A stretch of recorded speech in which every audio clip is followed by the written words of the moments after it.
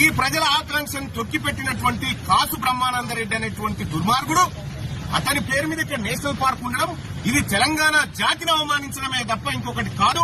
అందుకోసమే ఇవాళ నుంచి ఈ ఏదైతే కాసు బ్రహ్మానందరెడ్డి పేరుందో ఆ పేరును తొలగిస్తూ ప్రొఫెసర్ జయశంకర్ నేషనల్ పార్క్ గా ఇది నామకరణం చేసుకుంటా ఉన్నాం.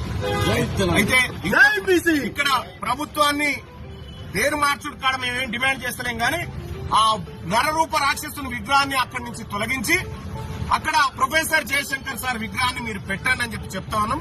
ఒకవేళ మీరు పెట్టకపోతే రేపటి మా ప్రభుత్వం బీసీ ప్రభుత్వం ఏర్పడ్డ తర్వాత ఖచ్చితంగా అక్కడ కాసు బ్రహ్మానందరెడ్డి విగ్రహాన్ని ప్రొక్లైనర్ తోని పెకిలిచ్చి అవతల పడేసి సగర్వంగా నిలువెత్తు విగ్రహాన్ని మా జయశంకర్ సార్ విగ్రహాన్ని అక్కడ పెట్టుకుంటాం.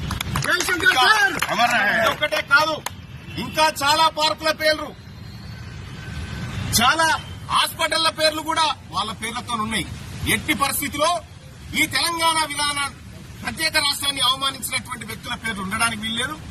ఇది ఈ తెలంగాణ రాష్ట్రం బీసీలది, ఈ తెలంగాణ రాష్ట్రం అణగారిన వర్గాలది.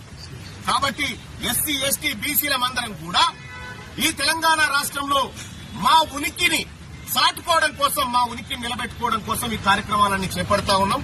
ఇలా కేబీఆర్ పార్క్ ఒక్కటే కాదు, ఇంకా చాలా వాటి పేర్లు మార్చేది ఉంది. ఆ పరంపర ఉద్యమ కార్యాచరణగా ముందుకు తీసుకొని పోతాం. అలాగే మన బీసీ నాయకుడు మన మదన్ మోహన్ అన్న, అలాగే మన విష్ణు అన్న, మన BC JAC coordination committee chairman అయినటువంటి సుధగాని హరిశంకర్ గౌడ్ గాని, అలాగే ఇక్కడికి ఇచ్చేసిన మా సోదరిమణులు గాని, మా బీసీ పొలిటికల్ జేఏసీ నాయకులందరం కూడా రాష్ట్ర ప్రభుత్వానికి ఒక రిక్వెస్ట్ రూపంలో చెప్తా ఉన్నాం. కాసు బ్రహ్మానందరెడ్డి విగ్రహాన్ని మీరు తీస్తారా, మమ్మల్ని తీయమంటారా, మీరే డిసైడ్ చేసుకోవాలని చెప్పి తెలియజేస్తా ఉన్నాం. ఇక్కడ ఉండాల్సింది మా ప్రొఫెసర్ జయశంకర్ సార్ నిలువెత్తు విగ్రహం ఉండాలి. ధన్యవాదాలు. ఈ కార్యక్రమానికి ఇచ్చేసిన